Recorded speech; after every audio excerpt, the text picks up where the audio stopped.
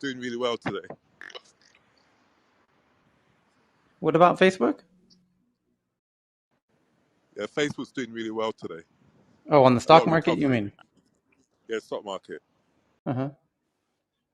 Okay, we've got it. We've got the live stream going on Twitter, and it's pinned. So here we go. And for those who don't know, it's all about the Twitter account, which is now pinned at the top of the room. Or Cheryl, did you already pin the first story? Yes. Okay, well then we'll leave it there. You're right. Okay, so let's start with that. So the top story this Friday, November 5th, 2021 is from the New York Times. They say they have sources. That means leaks, everybody. That Meta, formerly known as Facebook, has discussed opening retail stores globally to showcase devices made by its Reality Labs division, which is Oculus, like VR headsets and eventually AR glasses. The social networking company has discussed opening physical stores to showcase its virtual reality and augmented virtual devices. And let's take a little looky here and see if there's any other juicy details about this.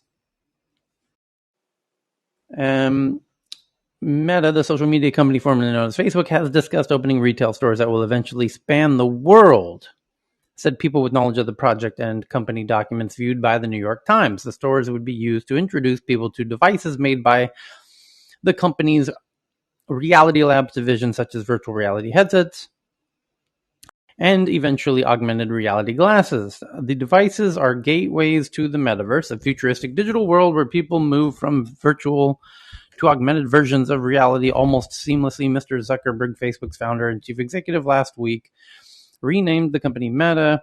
The aim of the stores is to make the world, quote unquote, more open and connected, according to the company documents viewed by the Times. They are also intended to spark emotions like curiosity and closeness, as well as a sense of feeling welcomed while experimenting with headsets in a judgment-free journey, according to the documents. Discussions about physical stores predated Facebook's rebranding by many months, with serious work on the initiative having started last year, the people said, and the project, which is still in development, may not proceed, they said, but if Meta moves forward with the stores, it would be the first for the tech giant that has existed largely digitally, with more than 3.5 billion people using its apps, such as Facebook,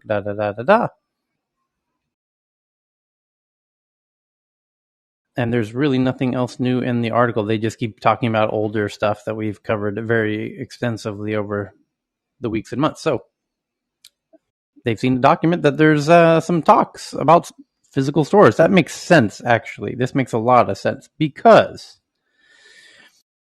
if their whole plan for the future of their company is the metaverse, and really the VR and AR metaverse, well, to convince people to participate in the VR AR metaverse, they're gonna need to experience it, and as quickly as possible. They're gonna need to get these devices in the hands of people to experience it, because once you experience it, it's pretty fucking incredible. It really blows your mind. It really exceeds expectations, as JT will, or anyone who has a headset will let you know. It blows your mind. It's a whole other level. I'm like, the first time you used the iPhone and you're like, this is amazing. Holy cow. I'm swiping, I'm clicking on a piece of, glass, and it's working, and wow, this is amazing. It's nothing like that. It's like 100 times more than that. It's far, far, far more emotional than you think it's going to be. If the environment is intended to scare you, it will scare the living shit out of you. If the environment is meant to move you in one emotional way or another, it will do so very effectively, and it will, if it's hard to emphasize just how impactful it is. And once you've experienced it, most people, the vast majority of people say, yep, that's the future. No doubts about it. It's just a matter of time and getting the devices cheap enough and into the hands of people and the quality high enough and all the apps and blah, blah, blah, blah, blah. So Facebook is right. They need to build physical locations where people can try these things, and so that they can have that I experience. I Because once you've I had the, think yeah, they can definitely make it like a digital museum style. You look at my picture. I'm actually in an immersion digital art museum. It's called Team Lab. Have you heard about it? No, I haven't. I don't have to wear any goggles. I was just immersed in this. All around me are lights, different lights of different. It's very good. But of course, I can imagine if Facebook can build.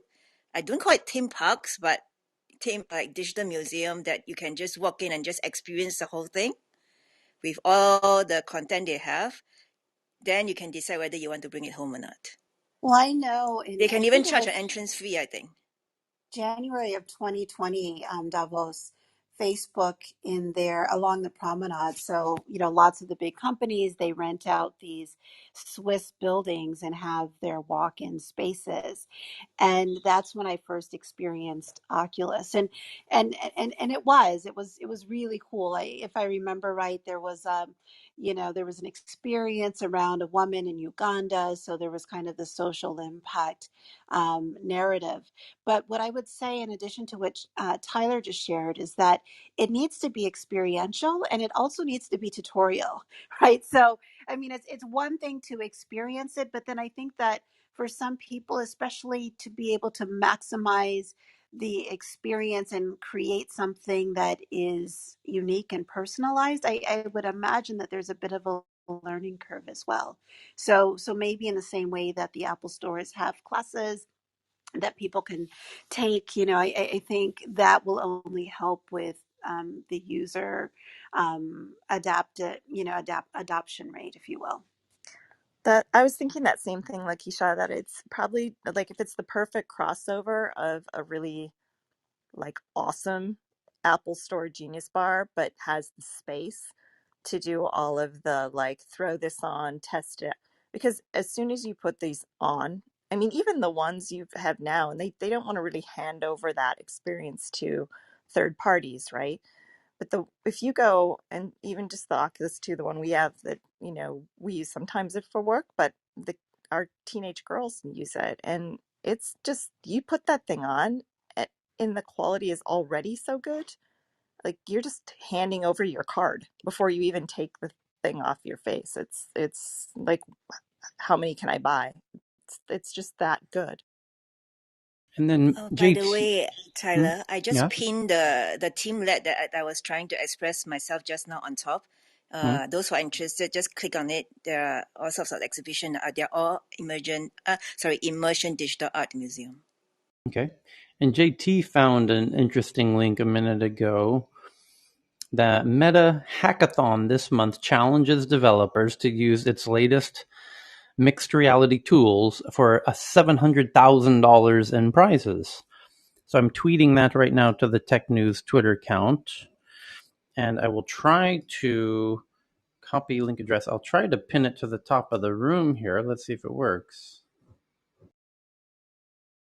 Where's the Yeah, just pin? going back to the first article that you shared, I saw a few job postings on what was then Facebook.com careers page around retail and looking for people to essentially lead the retail store experience and showcase those VR experience. And I believe, as Lakeisha said, there was a store near their headquarters that they wanted to sort of prototype test the experience, and so it definitely makes sense that they want to start creating their own, I guess, stores to showcase these virtual experiences, not only in VR but also AR, and showcase even more their Horizon platforms. I think that's very important. Not just throwing on your headset. It's really about their proprietary Horizon platforms.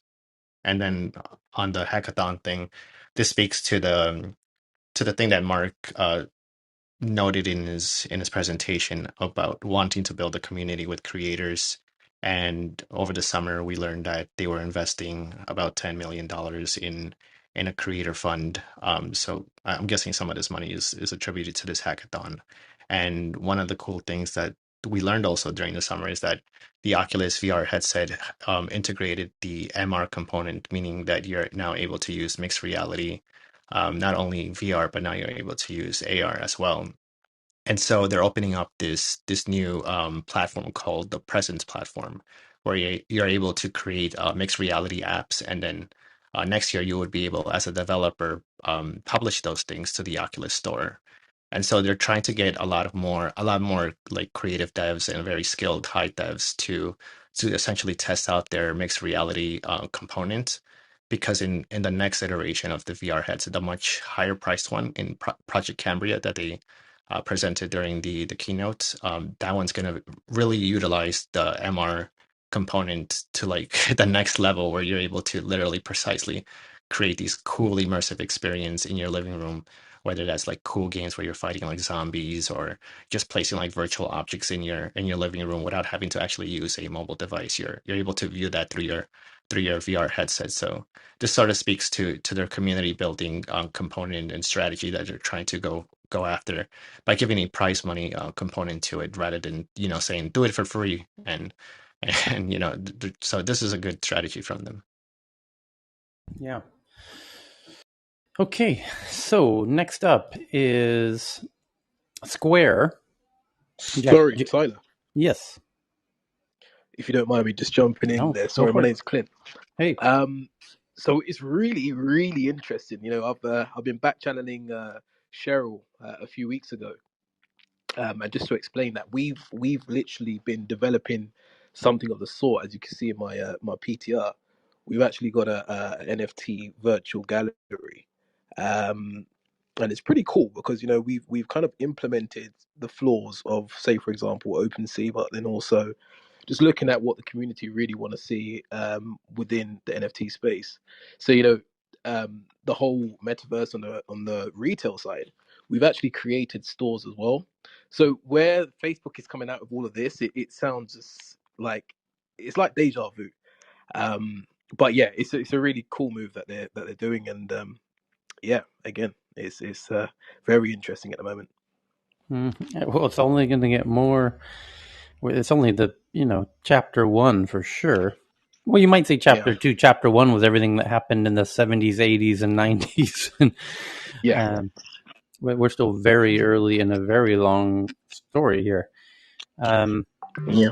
So the next one is Uber reports their third quarter revenue up 72% year over year at $4.8 billion, and gross bookings of $23 billion, up 57%, and mobility up 67%. These are great numbers. Deliveries up 50%, and yet the stock is going a bit sideways thus far. But yeah, it's going to be that's going to be an interesting one to watch itself. And so, Tyler, that was their first quarter, I believe, where they had an actual operating profit. Mm-hmm. And I think the only reason I haven't looked, I don't know whether they've got interest expense. So maybe they're still at a net loss position because of debt. I don't know, because that may be one of the reasons that it's going sideways. But also they took a big write down on their DD position. But I'm not really sure if I should factor that much into the stock. I mean, it's kind of like a known situation. You could adjust what you want to pay for the stock, but by simply just assuming that their DD positions were zero if you want. So that did surprise me, but they did take a big loss on the DD position. Yep. And then the other interesting thing is now you've got Cruise doing autonomous taxi rides in San Francisco. That just started about yesterday.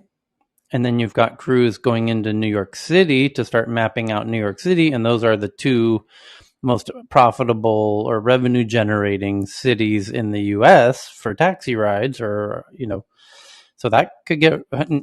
Here's the funny thing is Uber and Lyft were basically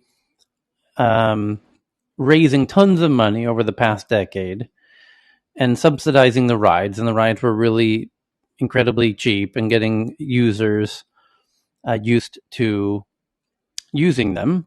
and adopting them and creating the habit of, and then they kind of created their little duopoly in the market, kind of prohibited everyone else from getting in because they couldn't compete, because they couldn't subsidize the rides, because they couldn't raise, hundreds of millions of dollars like Uber and Lyft could.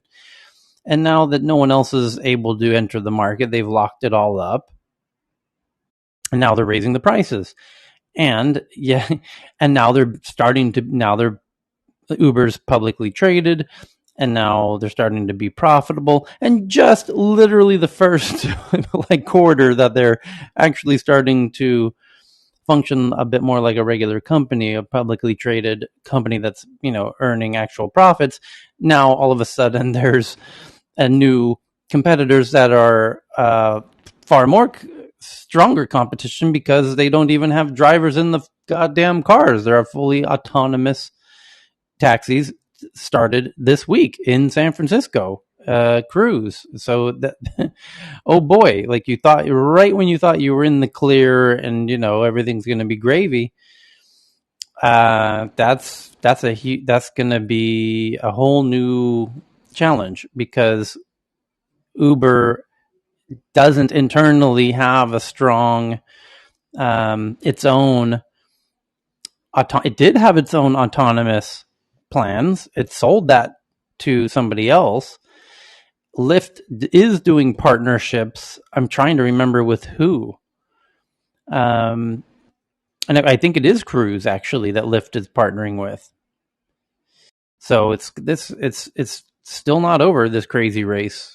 But I would be a bit frustrated if I was Uber at this point and I didn't have a really good plan for how to combat all of these autonomous, taxi companies that are literally starting right as I figure out, create the landscape where I can be profitable. Hey, Tyler, the other thing is, by the way, you mentioned Lyft. I think perceptionally, the street generally perceptionally thought Lyft had a better quarter than Uber, and that may have also played into it. Yeah. So the next Who owns the one, cars? yeah, go ahead. I mean, Uber and Lyft, they don't even own the cars, but Cruise, Right. I suppose they will be buying the vehicles, or Yeah. it's a question. Yes. Yeah. Cruise is, and there's another one. Isn't Cruise GMC, or who is that? General Motors or something? It's General Motors, yeah. Yeah. The Chevy Cruise. Right. Yeah. But they must have some really high expenses to get started, where Uber is basically just a computer somewhere. Yeah. But if you have, you're right. They do have the car cost up front. But boy, if you're Cruise, do you not, knowing that Uber doesn't have autonomous, really push to on the state political level or city political level to force them to unionize and their human drivers, driving the prices of their rides up while you don't have human drivers and you can keep the price of your rides down. That's going to be a fun one to watch.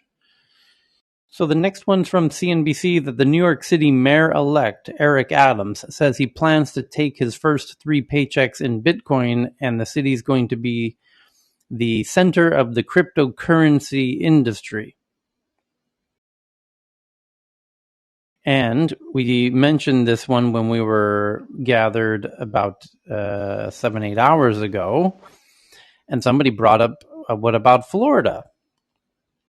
Because this guy's clearly putting a flag in the ground that he wants New York City to be the global home of cryptocurrency.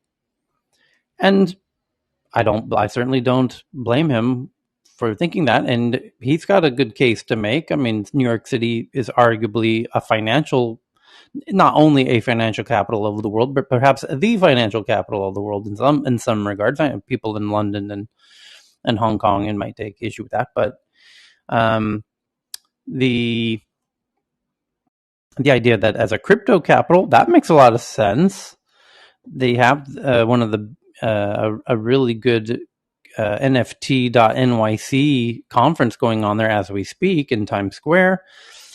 Yet, Florida, a lot of people, the crypto folks who were in the U.S., a bunch of them have run to Florida, where there's notably, a different tax structure. There's That no tax. There's no right, state income tax. yeah. And Well, I just mean, so people should yeah, but realize, I mean, there because are, yeah. Go ahead. yeah, no, because New York City has its own income tax. So if you live in New York City, you have to pay the New York State income tax and the New York City income tax. And Which also some metro tax. There oh are a ton of taxes that oh are yeah, there's a ton. associated. Yeah, right. I mean, like the okay for the metro, yeah. So, but when you add it all up, I mean, you're looking at a combined tax rate that looks like the state of California. So I know a lot of people, by the way, who've moved. Some induced by the pandemic, who moved, but in the financial community, who moved from New York to Florida. And Florida always had kind of a negative connotation with the financial people because there were a lot of frauds, that came out of Boca Raton in previous decades.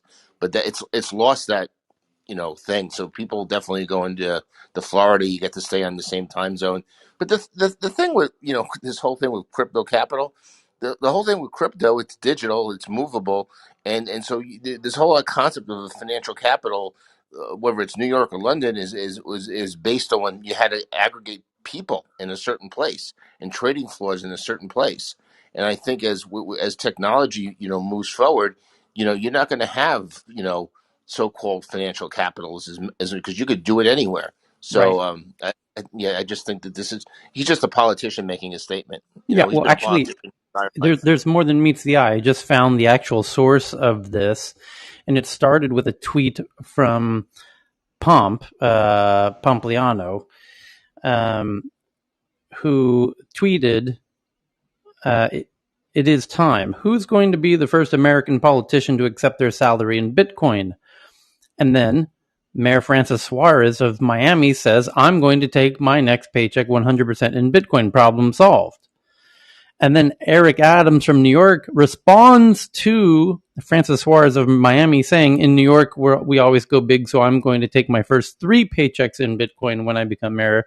New York City is going to be the center of the cryptocurrency industry and other fast-growing, innovative industries. Just wait. So we got to give the credit to Mayor Francis Suarez, because when Pomp threw that out there, Mayor Francis Suarez was the first to jump on it and say, done, I'm doing it, count me in. And then basically New York couldn't be outdone. And we don't know that if New York would have responded to Pomp, if Mayor Francis Suarez from Miami hadn't earlier. So I think this one goes to Florida in an interesting way. But New York isn't willing to give it up so easily. Yet Well, we have the NFT NYC going on this week, right? It yeah, ended yesterday. I think it's really a race to who's going to incentivize the businesses to start accepting Bitcoin. I think that's where great point. you're going to see who really comes in first. Well, that's where El Salvador's already won, because they're forcing every single mom and pop banana shop to requiring them to accept Bitcoin. I mean, you can't go more full tilt than that.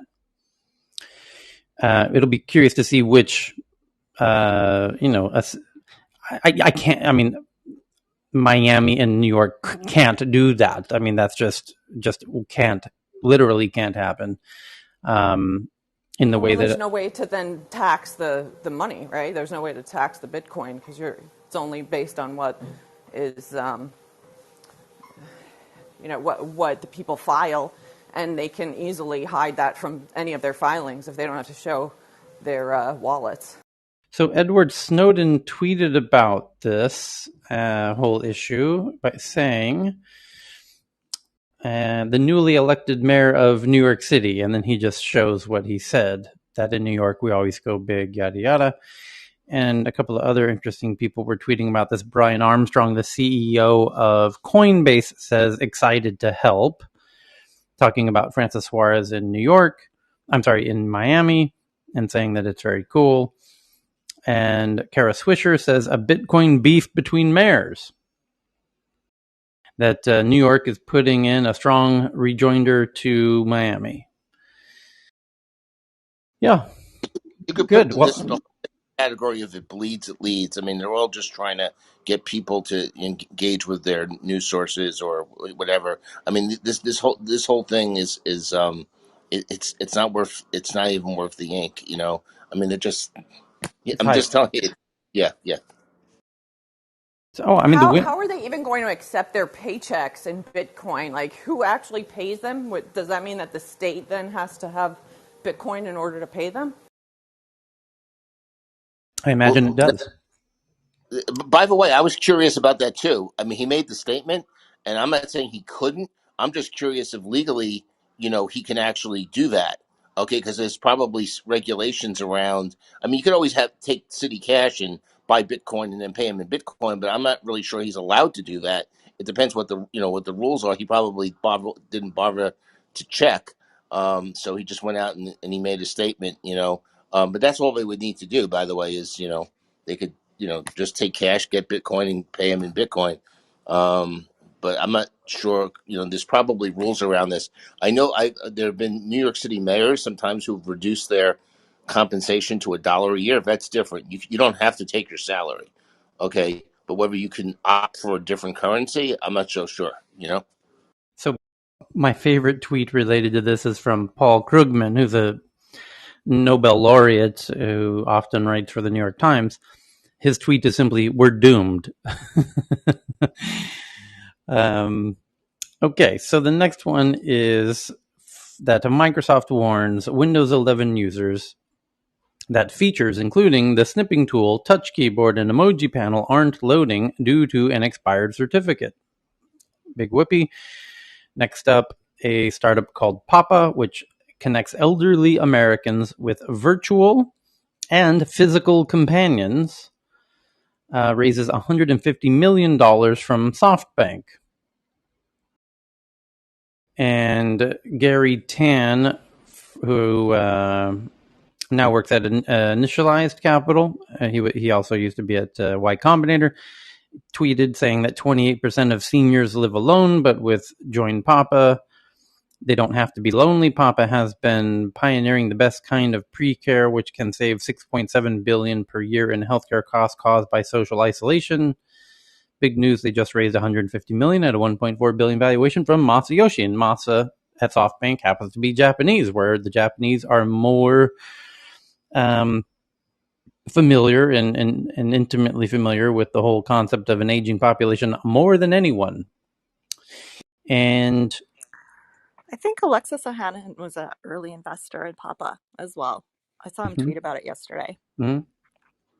Yeah, it's. I mean, we're going to start seeing a whole bunch of innovations going into the silver economy, as some people call it, the baby boomer retirement generation. There was a Susie from Denmark who joins us regularly in the audience, is brilliant on this topic of what she calls the silver economy. Is she claims it's like the third largest economy globally if you take, I guess, everyone over the age of 60 or something like that, and their net worth, it's kind of equal to, you have America and China, and then the silver economy, if it were a country, would be the third largest globally. It's kind of a stunning statistic when you think of it in that context. And they're somewhat tech friendly relative. It's kind of like the first generation that has had a decade of tech, so they're able to people can make tech solutions for them, like this Papa, which is both virtual, kind of like telemedicine, but assistance. And then if you actually need a physical person to come over and cook you dinner, they'll do that. If you need somebody to come over and walk you to the supermarket, they'll do that. If you've fallen down and you can't get up, they'll come over and help you get back up. It's kind of a, and this is why I think Masayoshi at SoftBank is smitten by this idea, because when you have more old people than young people, you're going to have more and more older folks that need caretakers. And then the idea of making that a gig economy role, where you have gig jobs to take care of, kind of this silver economy demographic, it's kind of brilliant, and it's just going to continue to grow. So, well, yeah, why not make that platform now? It makes a lot of sense. They don't. I mean, a lot of people, if they don't have kids, or even if they do, if they're not in the same geography as them, like, well, what do? You don't. A lot of people don't need a full time caretaker all the time. They just need them once in a while, maybe a couple times a week. It makes a whole lot of sense. Anyway, Okay, Tyler, yeah, seeing that I am part of that sector that you're talking about, okay, we aren't all ambulatory or sitting around our rear ends looking for, help. But I think that, once I get past 75, maybe I would be settling down to uh, that type of lifestyle. But as a 60-something-year-old male, I'm still very vibrant and willing to contribute to this tech industry I find myself in, and I think there's a lot of us that are baby boomers that still have a lot to offer. I just don't want to. I don't want to be left out or left alone at this point. I just think yeah, that there's more life to be given. I just would like to say that. sure. Yeah, I think it's start. What is the actual? Hold on, let's do this little fun little search real fast here. Asking Google, how old are baby boomers? Well, it's a range, Yeah, Tyler. it's from Yeah, it's a 57. It's from 57 to 75 years old. So 57 on. yeah, the age range is 57 to 75 currently. So the 75ers are just entering the stage where they would perhaps be more common users of an app like this. Correct. So the timing is kind of right here. Here it comes. 75. I agree. 60. Yeah, you don't need somebody to help you that much. 75. Yeah, you might. So if the baby boomer wave that's going into this right now is starting now, well, this means for the next 20 years you're going to get an additional growth in this very unprecedented retirement wave that's coming. So Are might there as any other groups that have 22 years or 20 years of people in them? That just seems quite large. You said 57 to 75, so correct. 18 years? Yeah, 18 years. Yeah, well, that's normal because Gen X is Like people born older.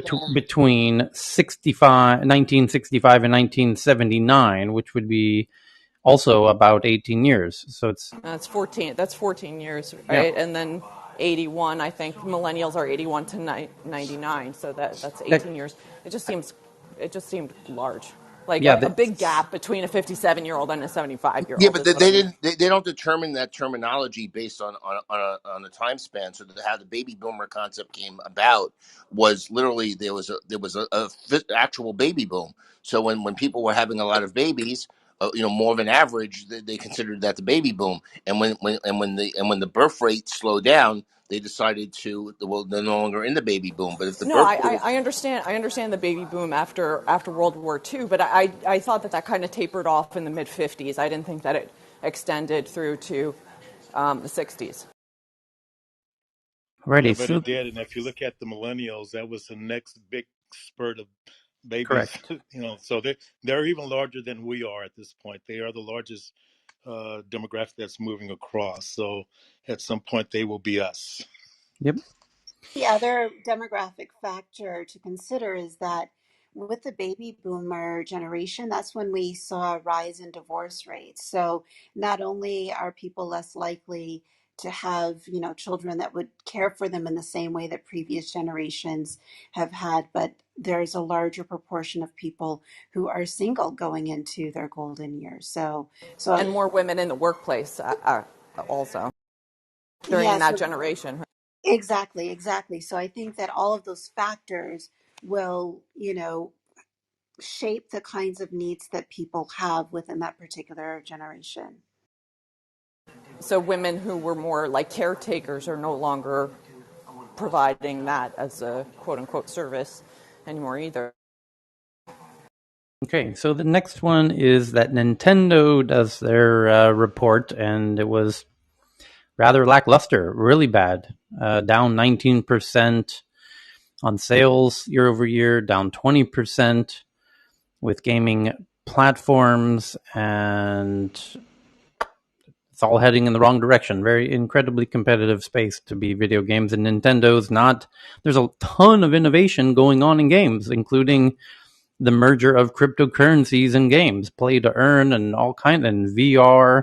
Holy cow! And where are you, Nintendo? I mean, you kind of had the whole, the whole thing by in the palm of your hand. It's just hard to stay on top and stay innovative. And now you've got just a whole bunch of people coming out now with all of this Web3 play to earn, monetized economies inside of video games like Roblox and all this stuff, and NFTs in games. And here it comes. Well, and how well do you think that they made the transition to online gaming? I mean, because they're very device, centric. I remember when my brother got his first Super Nintendo box, it was always about the device. And even in this headline, it's talking about the Switch. So it's a physical investment that families need to make as opposed to an online, you know, free An game, app if to you will, download, right? Yeah, free just game another app. that kids spend a bunch of money buying skins and other things, but on the front end it's more accessible to people without having to buy a console. Yeah, I wouldn't want to be Nintendo at this point, because you have your own hardware, and the other hardware platforms that compete with you might not want to allow you on their platforms because they perceive you as a more direct competitor because you're a hardware you're a hardware box, like Sony and Microsoft aren't, you're anyway. The next Well, one. and then they do the same thing, right? They have like licensing agreements where Mhm. they don't allow the game to, if you're on the Nintendo Switch, then it's less likely that they'll find you on another platform because Yeah, of their strict license. lock-ins and stuff. So the next one is a startup called Babylist, which operates an e-commerce and content hub for new parents, raises $40 million. Makes sense. E-commerce and content hub for new parents. That they spend a whole lot of money, and that content feeds into their decision making of what they buy. So it's a really smart, very lucrative niche to address. And the next is that DJI, the drone company out of Shenzhen, China, which is currently blocked in the US. I believe it's still blocked, although they sell everywhere else. And they've launched the Mavic 3 drone, which is kind of their flagship marquee drone. They have a whole lot of different titles now, like the Mavic Air, which is the more smaller portable one, and the FPV, which I happen to own, which I love, and but the Mavic 3s, they're kind of bread and butter. And now, they were at Mavic 2. Now they're at Mavic 3, and the Mavic 3 drone now has dual camera system, redesigned batteries, which last up to 46 minutes, which is double previously, which is amazing, and improved tracking and safety, which is great. The tracking and safety were already impressively good, honestly. So it's I gotta say, they're a very impressive company technologically. If you ever people who own I think DJI they drones, yeah. I think they blew the launch though because the price is off the charts between $2,000 and $5,000 for the three. Mm-hmm. I'm not going to, as an Yeah, amateur, I'm not shelling out right. $2,500 for a drone Yeah. that I'm going to lose most likely. I don't know what they were thinking. Yeah, I think it's because of the two camera system, that the Maverick line, which used to be a kind of consumer line, is now becoming a bit more of a pro consumer, an almost pro line. And then the Air is going to be more of the consumer line, because those aren't those are much more reasonable, more portable, etc. And if you're using the Maverick series, like this Mavic 3, they're not that portable. And they're a bit more for pro use cases, like you're actually doing kind of commercially type stuff potentially. So I think they're just differentiating now and amongst their different styles of drones.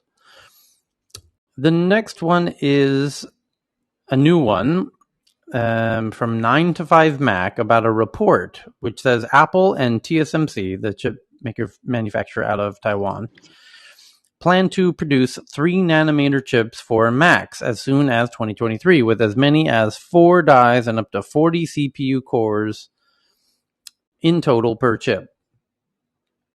Apple is taking the PC world by storm with its first debut of Apple silicon chips inside of Macs, taking what it learned from developing the iPhone. The next one is from Bloomberg. It says HashiCorp, which helps companies manage cloud infrastructure files for a US IPO, raising $1 billion on a $10 billion valuation. The next is Forbes about Kitman Labs, which uses AI to analyze data collected by sports teams, raises $52 million. Instagram bring back support for Twitter card previews, so when you can now share your Instagram photos on Twitter and people will actually see the Instagram photo rather than a blue link. And Singapore-based crypto trading platform AscendEX raises $50 million. And Airbnb does their quarter report. Revenue of $2.2 billion, up 67% year over year, which beat estimates. And income of $834 million, up 280% year over year. And honestly, the things are literally in the past week getting incredibly hot over at Airbnb as the world is starting to reopen after COVID, and people seem incredibly eager to go on vacations and whatnot, or get out of their own What is the geographies. cancel policy now? Every host chooses their own cancel policy. They have about 5 different options, and they range from incredibly flexible to where you can cancel anytime, right up until 5 minutes before you're scheduled to arrive, and then like incredibly ridiculously strict, where as soon as you book it, you can never change. So you as the customer need to pay close attention to the policy of the host for their property, or listing as it's called. So they Cheryl, have to can you weigh the risk, right, between the host and the travelers, because things may be dynamic still, right? Although most people are vaccinated. How about Yes, Tyler for your resorts? You say you're 100% booked, right? But what is your cancellation policy? if I were a customer, depending on where I was based and where I was going to, if you're from, say, where's a place where they're allowed to travel everywhere? Someone with a very low COVID rate. I'm trying to think who would be really good. Norway? Probably New Zealand. Taiwan, Yeah. New Zealand? Yeah, New Zealand. So New Zealanders can probably go anywhere, and they probably can especially go to, like you say, Taiwan. So New Zealanders going to Taiwan, there's probably zero chance of that disappearing anytime soon. So if you are a New Zealander going to Taiwan, you probably don't care what the cancellation policy is. But if you're a Russian, where Russians aren't allowed to travel anywhere right now because they're probably the worst on the planet with COVID at the moment, and you're going to somewhere that just opened and might close again, then you should be incredibly careful about the cancellation policy that the host has. So it, like I said, so it just depends on where the Yeah, but Tyler, as the world's opening up, what's going to happen? It's not even going to matter what country you're from. They're going to be like, either vaccination requirements still or a COVID test. I mean, there's going to be something. They're just not going to sit. The country that you're going to is just not going to accept willy nilly that, hey, you're coming from a cleaner country, so to speak, and then we'll just let you in with nothing. I don't see whether that's happened anywhere in the world. Thailand Hey, just on did that that. note, I have a good But it news. is. Yeah, I have a it good is news happening. from Japan. They just announced that from Monday onwards, they are going to allow business travelers, students, and trainees to come over. Yeah, okay, but you with, Tourists. still need to but be with, vaccinated and tested, though, I think is Ken's point. That's You my know, point. Yes, yeah. that was it. Yes. Check the hand raise, Cheryl. Friends that are usually on stage in the audience. Yep. Thanks. I've Okay. invited some Let me of give. them, but they're not up yet. Hey, Tyler, I should also point out Expedia reported yesterday they also had a blowout quarter, so that also plays into the whole travel thing. But Expedia also has as a business that competes with Airbnb because they got into that business as well, and their business is in that area is doing well as well, and so they had a really big quarter. Yeah, I can tell you as a resort, Expedia is just dog shit. Oh my god, is it bad? Holy smokies! Oh my dear god! Uh, what I can't imagine. It's Airbnb owes their success to the incredibly the reason Airbnb was able to become the decacorn that they did was because Expedia was so just incredibly bad, and it's amazingly Expedia has made no effort to improve, while Airbnb just blew right past them. Essentially, you would think if you're this legacy company and this startup comes and jumps into the ring and knocks your ass out, you would think, well, you know what, I should probably get back into the gym and figure some shit out. No, they're not figuring nothing out. It's just No, but at one point Expedia didn't have a private rental business. Now they mhm. do. Okay, so I mean, Yeah. obviously they did do something. And by the way, both their businesses, their traditional business and this newer business, they're both doing well. I mean, it's in the numbers. So I mean, it just may tell you that the market's so large that there's a lot of room for second place and third place. But to Tyler, I mean, Tyler, you'd said how the expectation would be that they would have gotten in the gym and say, you know what, we need to get in shape. But we see this pattern play out all of the time, right? Where Yeah. industry leaders, they get lazy and they lose, their market share. And Ken, I would say that yes, they have, private bookings, but I think it's a matter of how they have positioned themselves, and probably they've not repositioned themselves in the market. So they probably still get people like my dad, whom I love dearly, but they've not tapped into a different category of traveler that's looking for more flexibility, et cetera, et cetera. And so they might have the functionality, but the people that go to Expedia are not necessarily looking for that.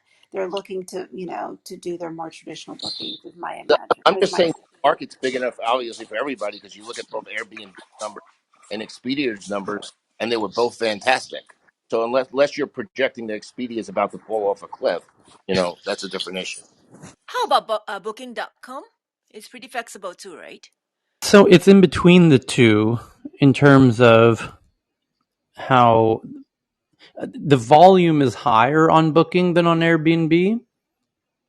From a host perspective, the customers you'll get more bookings from booking.com than even from Airbnb. So if your focus is revenue, you'll make more revenue from Booking. It's just the traffic is so much higher. And the reason the traffic is higher and the reason you get so many more bookings from booking.com is because Booking is Google's biggest advertiser.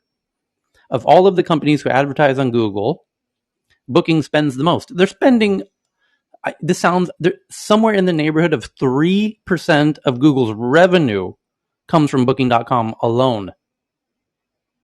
That's how much advertising booking.com does on Google. And what they do Wow. is, I know it's like insane. It's absolutely mind blowing. It's somewhere in the neighborhood of like $1 billion a day or something absurd like that.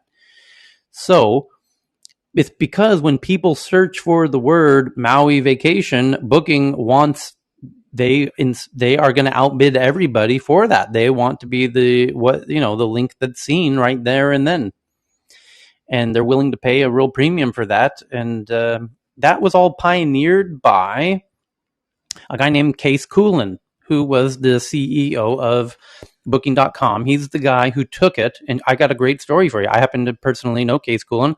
I happen to have spent his 50th birthday with him for his birthday party on a boat. And he's from Amsterdam. Booking.com's from Amsterdam. And we hired out a boat on the canals of Amsterdam and drove around. And, he's a rather eccentric dude. he took Booking from a relatively small company into what it is today, which is by far the biggest player in the space. And it's totally international. It was really one of the first tech companies to go truly global. And it was this Dutch guy, Kees Koelen. And Kees, you kind of got to respect it. And it was a massive arbitrage of, the classic customer acquisition cost versus lifetime customer value. And he really nailed that down and was able to articulate it into Google and use Google to drive all the traffic. And they did the math and it made sense. Just keep throwing the money back into Google. We're willing to pay X to acquire customers because we're going to make X times 2 on them. And that's why they're willing to spend so much. And they made even more. And it just kept going and going, made a big flywheel. Anyway, because they were able to grow so internationally, more than Facebook. Booking is everywhere. So when Uber was growing, and Uber wanted to grow everywhere, and they wanted to figure out how do we grow into 20 markets simultaneously, or 30 or 40 markets simultaneously, TK, Travis Kalanick, who was CEO of Uber, got in touch with Kees Koelen because he's one of the few guys who's actually done it, and brought Kees Koelen in as a sort of intimate advisor on specifically how to scale Uber internationally. And Kees came in and took some equity in Uber to do that, and did it. And that's relatively unknown outside of, Uber. And I happen to be very friendly with both Uber and Kees. So I, saw that whole thing unfold. But Kees then, after helping, doing Booking and then helping Uber grow internationally, started with one of my very dear friends, Hjalmar Winblad from Stockholm, who was a huge pioneer of innovation in Scandinavia, and created a VC fund called EQT Ventures, which is one of my best, strongest, longest partners I've ever had. I think of them like family. And in fact, Hjalmar, who started EQT Ventures, asked me to, he considered me one of the first, I was one of the first people he thought of when he was building EQT Ventures, and he wanted me to join the team. And it was going to be him and Kees.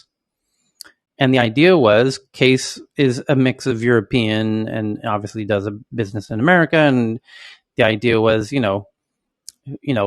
a chance to, and then also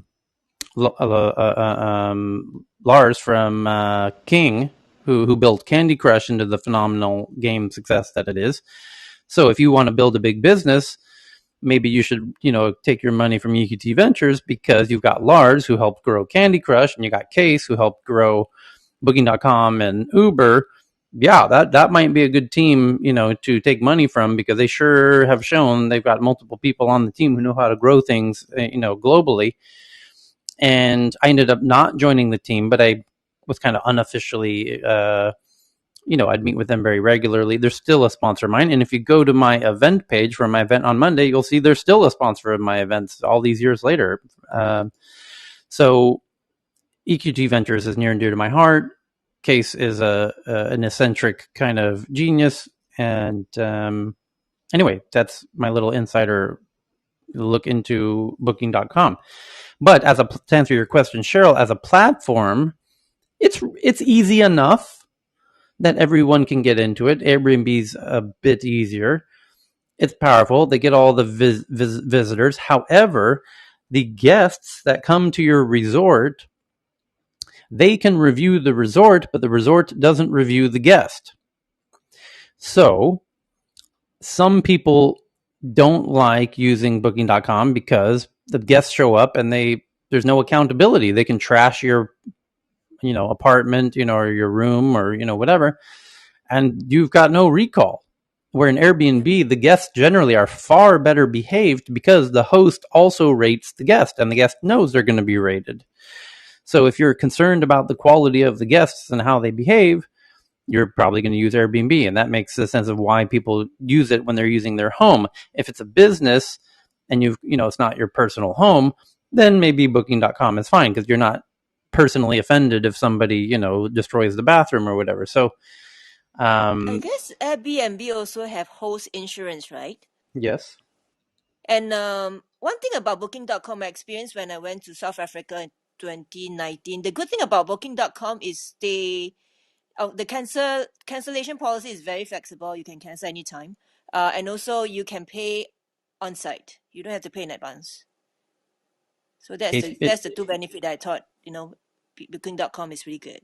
Booking.com made its business on delighting the customer, and they're super, super, super, super pro customer. Yeah, like you said, um, because it's a chicken and egg marketplace. You have customers, or travelers and venues, for lack of a better word, and they decided we're going to be very pro traveler in this marketplace, and we're going to get all the travelers. And if we get all the travelers, well, then the businesses, the venues, the hotels will want to work with us because we've got all the travelers, which they do. And so the venues who want to make money, they begrudgingly participate because that's all the volume. If you want to get a whole bunch of guests really fast, then use booking.com. Airbnb did exactly the opposite. Airbnb said, we're going to be delightful to the hosts. Super, super delightful. The hosts are going to love us. We're taking care of the hosts. The hosts is our bread and butter. And, if a traveler comes along, great. If they don't, no big whoop. It didn't cost you anything if nobody came. It's just additional bonus if they do. And so now you see the two different psychologies of those two platforms in its simplest form. One is delighting the hosts, one's delighting the customers. And you get two different types. And then there's an overlap in that Venn diagram. Some people dance in the middle. So, and they use both. Because they're somewhere in between a bed and breakfast, and a hotel. So they want volume and they want quality, and it is what it is. So the next article is, which one? We covered DJI. We covered, it's called Kitman Labs, which uses AI to analyze data collected by sports teams, raises $52 million. Oh, we covered Instagram. We covered that Singapore one. We covered Airbnb. Okay, so the next one's Pinterest reports Q3 revenue of $633 million, up 43%, beating estimates, and a rather good quarter. And the stock is up 3% as a result. And they are on the verge of getting into e-commerce. Literally, I think today, they're launching today. They're what's called Pinterest TV, where people will be live streaming, selling social commerce on Pinterest. And I predict they will start seeing record quarters going forward. I think that's going to be nothing but positive for everybody involved. Then the next one is from CoinDesk. Game studio Fairway raises $21 million from FTX. And now that's interesting. When a game studio is raising money from a crypto platform like FTX, this is a sign of big things to come. They say they plan to use the Solana blockchain in its most popular title. Yep, this is the head-on merger of games, video games, and cryptos. And that is one of the most interesting developing trends to come. The play-to-earn phenomena that has no end in sight. It's all about the metaverse. It's all about the items that you buy in the games have an actual concrete limited supply that's known by everybody involved. They can escalate in value. You can resell the items. You can create new items. You can create new environments. You can monetize everything. Everything's on the blockchain. You can move the items and your avatars from one platform to the next inside of the interoperability of the metaverse between games. And it's going to get very wild very quickly. Did you see the article from about Mythical Labs that Yes, raised? we read it yesterday. Yeah, it's amazing from Andreessen Horowitz. Yeah. Yeah, and that's another one. But of Yeah. course, that's not it. Andreessen Horowitz is turning into a crypto company as fast as it can, but Yeah. it isn't one yet. Yeah. Yeah. They Yeah, by the wrote. way, Tom, Yeah. the information they carried in an article that Andreessen Horowitz is going to go public. That was from Yeah. Yeah. the article. I read that somewhere, and that deserves a little more attention, which is the idea of a fund that could be public is quite an interesting one. Um, It uh, wouldn't be the first. I mean, Apollo. If you think of, for those of you know Apollo, which doesn't do a lot of tech, they do more traditional investments. But they're a private equity situation that went public, and I think also so did Blackstone's got some public equities too. So I mean, it Why wouldn't don't they? Why don't they do an ICO? Why? they, Why just go public in the old way? what do you mean? Why don't they, you mean that's what they're talking about doing an IPO? No, I no, said she an said ICO. ICO. Why don't they do something on the blockchain instead of a Because traditional? the security regulators take a very dim view of ICOs right now. So that would be a problem. Yeah, Donna here. I agree completely with Ken. The only innovative thing that they could do if they were going to do a securities offering would be to do security tokens, which, in and of themselves have some problems now in terms of where would you trade them. I mean, the exchanges are very tiny, but they could do some interesting things around that area, especially if they had investments in the security token realm. But, it's not possible to offer, especially for a company like 16Z, shares directly to the public or tokens directly to the public without completely running afoul of the SEC. Okay, well, I was kind of half joking, but thank you for all that information.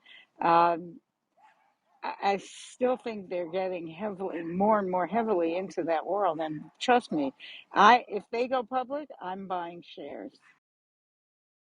Yeah, looking across all their investments, I agree. We've been watching this for a while.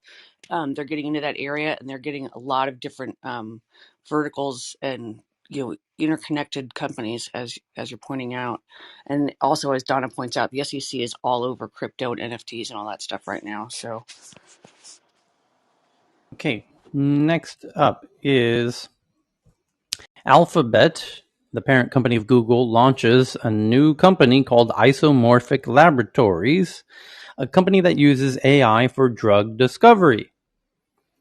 DeepMind CEO will also serve as Isomorphic CEO, which makes perfect sense because DeepMind figured out how to use AIs to unlock the future of drug development, essentially, through as part of AlphaFold.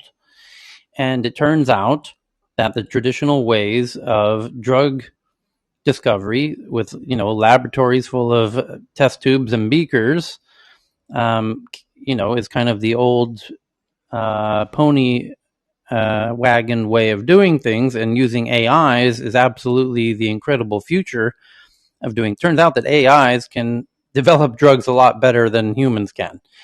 So this AI company, when you start an AI company, all is, we can use data in incredibly interesting ways to train AIs, and what area will we go into to monetize? It wasn't that clear, honestly, even 3 years ago. Now it's incredibly clear. Oh my goodness, could you make just obscene amounts of money, truly perhaps unprecedented amounts of money, perhaps even cancer curing medications and medicines for nearly every conceivable ailment in that's known to man. And my God, could they create? They might have a cure, medicines and pharmaceuticals related to everything: Alzheimer's, cancer, aging, you name it. And that is an absolutely an insanely monetizable way to monetize AI. And they've already, Tyler. yes. Oh, let me just tell you. So earlier in the week, I moderated a conversation. I had a one-on-one with the president of the University of Minnesota, where she was sharing her global update and kind of how she's been able, or how the university has navigated through COVID. And one of the examples that she shared was around hybrid education, but they've taken a 4-year program, condensed it to 2.5, partnered with Google and the Mayo Clinic. So I can only imagine that it's around health tech and all of the things that you're talking about now, right? So it's good for students, good for industry, good for the public. And this is something that would not have happened, at the rate that it has happened pre-COVID. But you're right on point. I mean, I think that we'll start seeing even more of these types of collaborations and advances, just as organizations have, been forced to become more efficient. Okay, so the traditional drug companies are going to have a hard time competing with the new what do we call this? It's almost like the invention of the machine gun, and during the it just is it's an asymmetrical advantage in the time being to have an AIs that can help. It's interesting to watch a DeepMind kind of break off a new arm into pharmaceutical development or whatever. It's going to be incredibly lucrative, insane, ridiculous. Anyway, the next one is that Meta announces new tools for Facebook group admins, including paid subgroups. So subgroups of groups that are paid, the ability to create community fundraisers and shops inside of your communities, which is kind of amazing in and of itself. AT&T and Verizon postponed the December 5th launch of C-band 5G. We covered that, and we covered everything else. So those are your boring, regular, big headlines of today. And now we get into the tweets. And there's a whole bunch of really good tweets today. Like this one from Florian from CNET, that China's cracking down on big tech and the world should take notice. Chinese authorities have spent the past year cracking down on big tech. Its impacts have already been felt around the globe. Yeah, that's true. And what else does CNET want you to know about China's crackdown? It says, as the U.S. slowly grapples with how to handle the Googles and Facebooks of the world, China is in the middle of a once-in-a-generation experiment in regulating big tech. The Chinese Communist Party has spent the last year enacting an unprecedented clampdown on the tech industry. The rest of the world should pay attention. Yeah, well, we've been paying attention on a daily basis here at Tech News Around the World in real time. And we're actually kind of towards the end of that big crackdown on tech. It's been going on for several months, and we watched it in real time, day by day. So welcome to the party, CNET. Authorities called off a tech IPO, and they're just going to rehash everything that we've covered over the past many months. Anyway, so your cousins are now getting an update on what we've been covering every day for the past many months. And then Dr. Fran sends in this one from the New York Times. It's an opinion piece titled, "Is Meta's facial recognition retreat another head fake? And where's my clapometer? Holy cow, who is this genius over at the New York Times actually figuring it out? You guys figured it out. Look at you guys, New York Times. You figured it out. You figured out what we figured out about, 3 minutes after it was revealed. So the Facebook itself had a headline, 48 hours ago, where they said, you know what, we're going to just take a few steps back on the whole facial recognition thing. And then a whole bunch of tech publications wrote headlines like Facebook's canceling facial recognition. And then a whole bunch of tech journalists started tweeting silly shit like, I can't believe this is happening. Facebook's canceling all their facial recognition. And if you went to the actual source, which was a Facebook blog post from their head of AI saying precisely how they plan to curtail their facial recognition usage, and you read it, from the perspective of a geek, you understand they're not really reducing much of anything. They're just deleting the flashcards that they use to train their model and their algorithms, which are still in place. This is no big headline at all. It's a bit of a head fake. I said that exact word, that it's a head fake. And I said, it's funny to me that the journalists don't notice it. They're not mentioning it in their headlines. And now, kudos, it's not a surprise that it's Kara Swisher at the New York Times. Kara is a geek herself. She gets it. Things don't get past her. And so she's, by the way, the one who I mentioned yesterday or the day before, where she did the interview with Mark Zuckerberg. And I told She you, made Mark Zuckerberg sweat when he was totally, 19. always does. And she doesn't pull punches. And she's no fan of Mark's. And she's no fan of Facebook's. And she calls it like she sees it. She's notorious for doing that. And my point is, you heard me say 48 hours ago that, Carr was the one who said, you know what, on the issue of Facebook and China, Mark was right. We need to think carefully about how we clip Facebook's wings, which will give China an advantage to, weaponize their TikTok globally. And maybe we don't want to clip Facebook's wings so that it can overtake TikTok and the rest of the world, yada, yada. But anyway, so Kara's the one at the New York Times who wrote the headline today, is Meta's facial recognition retreat another head fake? Yes, Kara, you know damn well it is. We do too.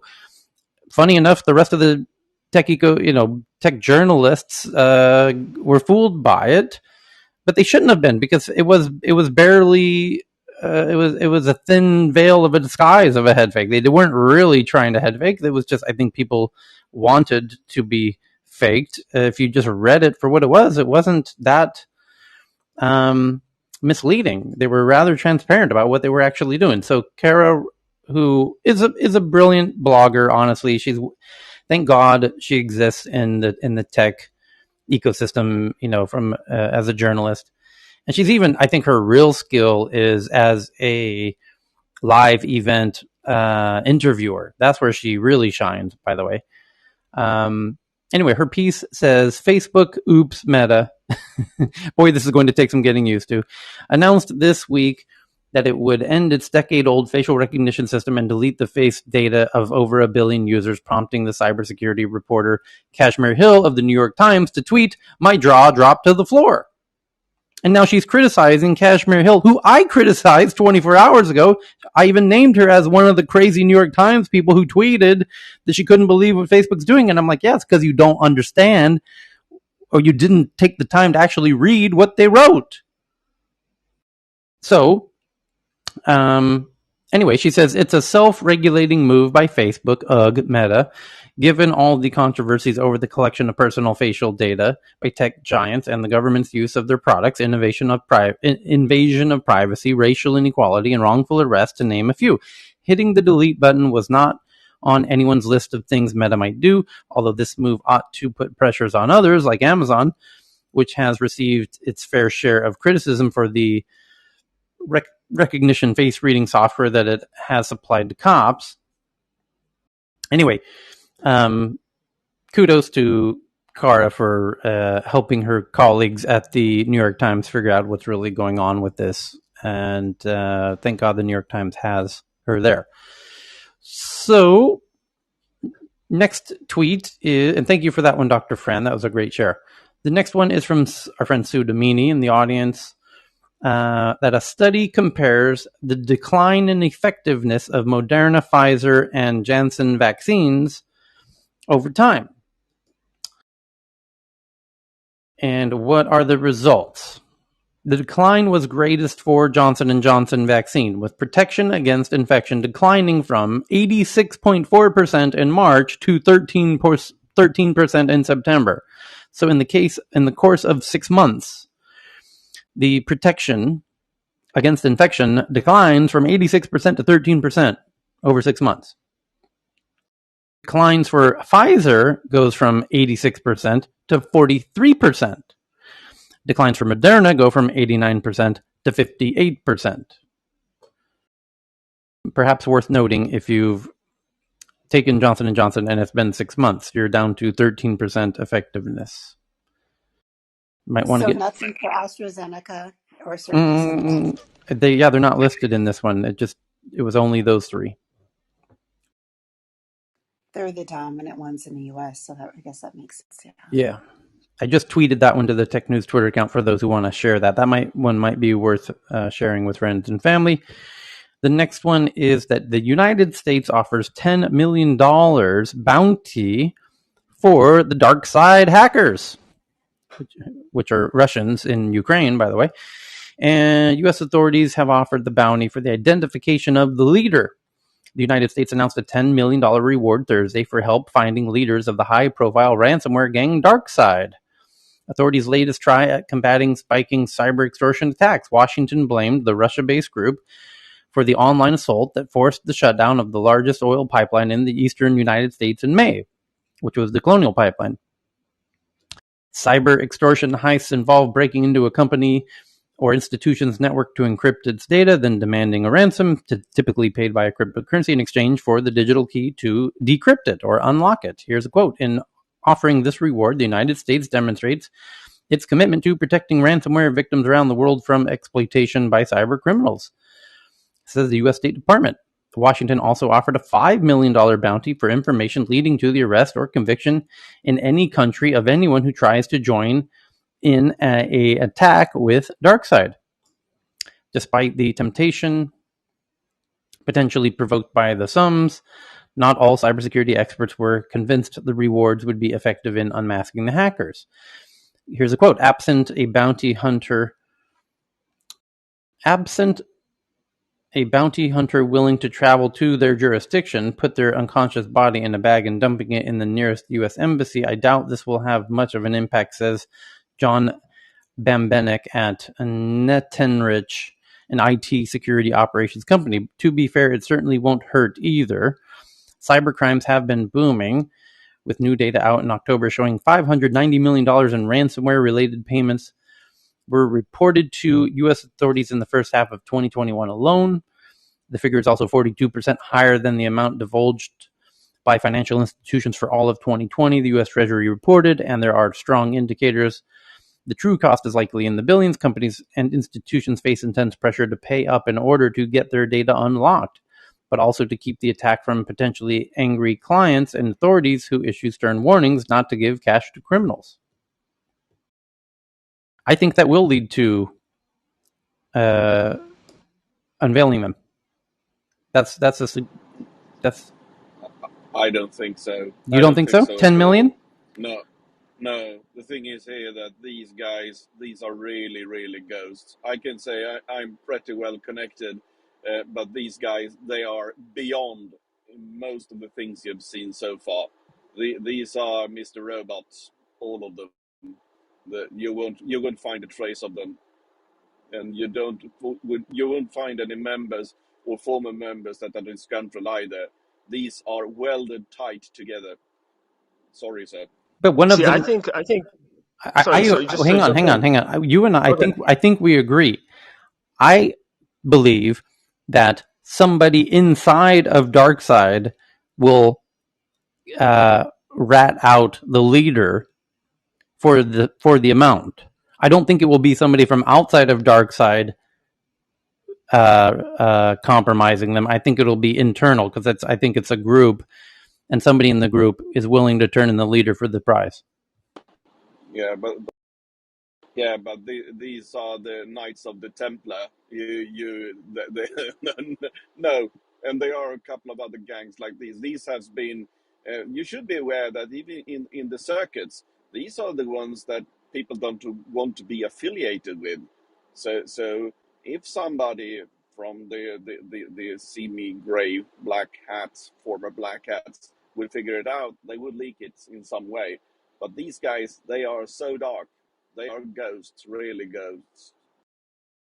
Yeah, I think $10 million, though, is quite a large incentive, and it would be easy to double that to 20 million. At what point do you think the group would fall apart? I think there is a value. It's just a matter of negotiating what that is and the social implications here.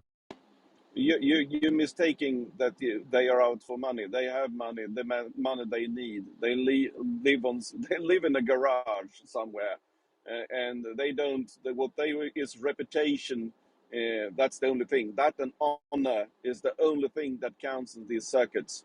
So no, I don't think money will pull them out. It might pull someone out that knows who he is, or have Yeah, actually have suspicious of who are part of it. But you won't get to the inner circle. Is no way. Sorry. Hmm. yeah, Okay. but somebody will know something. There's always leaking information. Information can never be secured like that. Somebody will know that, oh, this person's doing some shady stuff. And if you get enough tips, we can usually um, shorten the list, right? So, I have had people that I have been tried with this since the 90s, and some of them has last years come forward and say you did do a good hunt, but you were never close. And they that, some of them are actually red team nowadays, and have actually told what they've been doing before, and they say, "Well, you were not even close, but it was a good attempt, Johan." oh, snap. Next up. Oh, hold on, Tyler. Since you're talking about this topic, later on we are going to have a room on spyware.yk by data. So it will start in an hour's time. So if you're interested, please join us. Thank you. Okay. Next up is from Sue Domini. COVID-19 deaths common in South Asian population, says latest study. Scientists have